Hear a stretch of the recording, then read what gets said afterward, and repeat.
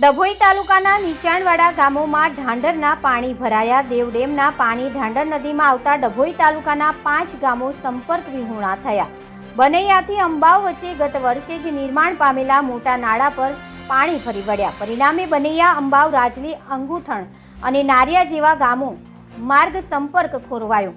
દર વર્ષે ઢાંઢર નદી કાંઠાના નીચાણવાળા વિસ્તારના ગામો ચોમાસામાં અનુભવે છે મુશ્કેલી। હાલ ઢાંઢરના પાણી ફરી વળવાના કારણે આવન જાવનની મુશ્કેલી ઊભી થઈ।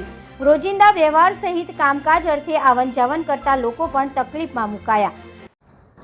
ઢાઢર નદીનું પાણી આવવાથી 5 ગામો સંપર્ક વિહોણા થયા છે, જેમાં બનૈયા, રાજલી, અંગુઠન, નારિયા, અંબાવ વસાહત। હવે કોઈ પણ પરિસ્થિતિને પહોંચી વળવા માટે પબ્લિક સ્થાયી નથી, બરાબર। અને આજે કોઈ બીમાર હોય તો 106 બોલાવવી કેવી રીતે, 108 બોલાવવી કેવી રીતે, એ પ્રશ્ન છે। માણસને બીમાર હોય તો લઈ જવો કેવી રીતે, એ અઘરું છે। એટલે જલ્દી તકે વિનંતી ઉપરના અધિકારીઓને કે એના માટે કંઈક પગલું લે। નવું નારું બનાવવા છતાંય પરિસ્થિતિ આની આ જ છે। ડભોઈ તાલુકાના હાલ ઢાઢર નદી કિનારે આવેલા 4 ગામ સંપર્ક વિનાના થઈ ગયા છે, જેમ કે રાજલી તમે જોઈ રહ્યા છો પાછળ, અને રાજલી, બનૈયા, અંબાવ, થુવાવી અને અંગુઠન આ ભારે નદીનું પૂર વહી રહ્યું છે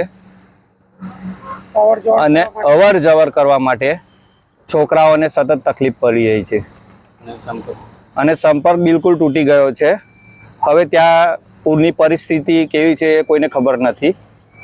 તો સરકારને મારી નમ્ર વિનંતી છે કે આનો ઉકેલ લાવવો જોઈએ, જેથી આનું એક નિરાકરણ આપણે લાવવું જોઈએ સરકારને।